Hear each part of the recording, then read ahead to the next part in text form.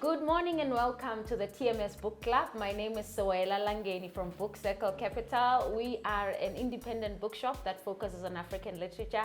And today I'm super excited to have Angela Makholwa, an award-winning author, novelist.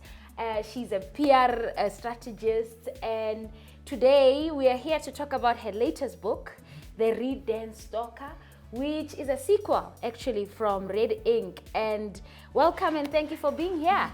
Thank you, Sewela. Thank you for that lovely introduction. So The Reed Dance Stalker is a sequel from Red Ink, which was your first novel that was published in 2007. Yeah. And 2023 we get a sequel. Yes. And I thought to myself, why the gap? Why make us wait so long? The gap, I think, it's a lot of reasons. It's quite a dark novel, and also Red Ink is close to home.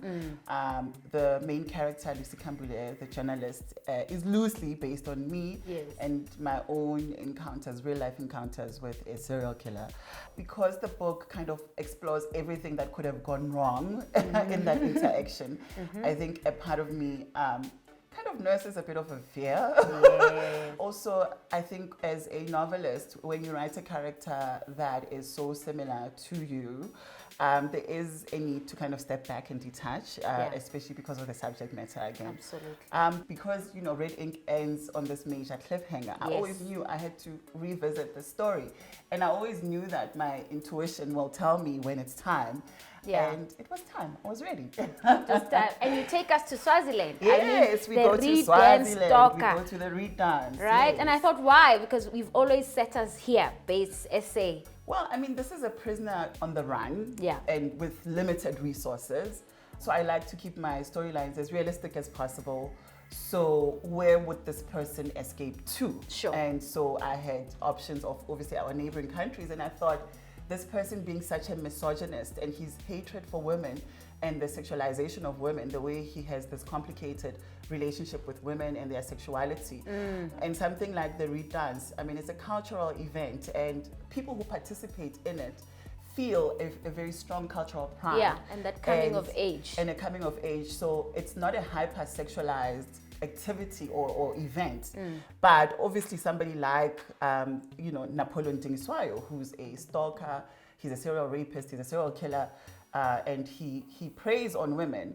Obviously putting him in an environment like that, you know that there will be a lot going on. We'll take it to the other side. So I'm taking it all the way out there, and so a lot of things happen, a lot of mystery, and he's also quite religious, remember? Yes. And so there's a huge battle of the conscience that this person is going through. Like, he's out in the world, he's been incarcerated for so long. So he does feel that his freedom is a gift from God. Yes. And so there is that internal struggle within him to do better, to be, now that he's had the second lease on life.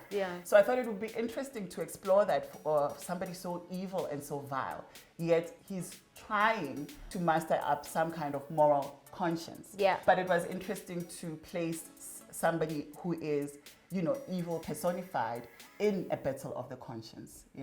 And I think readers will definitely enjoy that. They'll definitely enjoy it. And the book is thicker, more to explore and more to enjoy. And one thing I love about your work is that though it's set locally on the continent, yes, now we're doing Swaziland, but there's this global appeal. I mean, Blessed Girl is available in the US, in the UK, and India. And why do you think this appeal happens to your work? I think my characters are very relatable in that they are multidimensional. They're as complex as any of us. I don't run away from just how amazingly strange and weird and complex and crazy and complicated human beings are. And I think people relate to that. They relate to characters that are not just one thing. I think most of my books are quite character driven. Yes, of course, Reed Dance Stalker, Red Ink, because it's a thriller, there's a lot of plot work that goes into that. But ultimately, Lucy Kambule is she's a single mom. She's a normal girl just like you and me and many other single moms around the world or women around the world. She's not a superhero who's going to go out there and fight the bad guys. And, she's just using the resources that a woman in her position uses, which is her mental capacity. She's smart, she's brilliant. You know, she knows how to equip herself because she's been in really bad situations. So physically, she does try to kind of train up and, you know, get some self-defense training. But she's not somebody that we think, oh, wow, I could never be able to do that or attain that. Yeah. And Napoleon, as horrible as he is, he's broken. He's an extremely broken individual. But, you know, his inherent sense of darkness follows him around. Like that shadow follows him around. That dark shadow follows him around. Yeah. So at the end of it, we're all human. Therefore, human stories. Yeah, but you don't excuse him. He's a No. He's in a special league. He's in a special league. And congratulations on Red Ink, which is gonna be streamed soon on our screens. I am so excited. It's been such an incredible project. I worked with one of the best production companies in the country, I believe. The characters are dark. They're not comfortable characters to get into, to sink into their skin. So it was very emotional work. And so I hope that viewers will really, really, really enjoy. You'll cry, you'll laugh, you'll be shocked, you'll be amazed. You'll be relieved for 2 seconds, then you're scared again. Something else comes up. In true Angela Makholwa side. And the switch from writing for TV and your normal work, how has that been?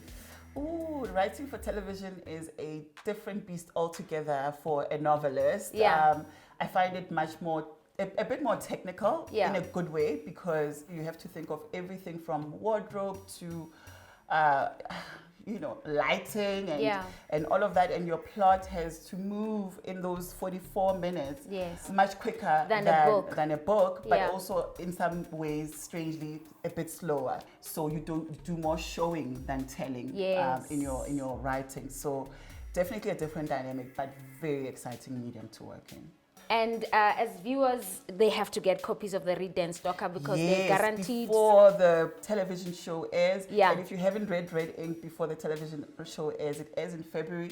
So get Red Ink so that you can compare and contrast and follow the story. Yes.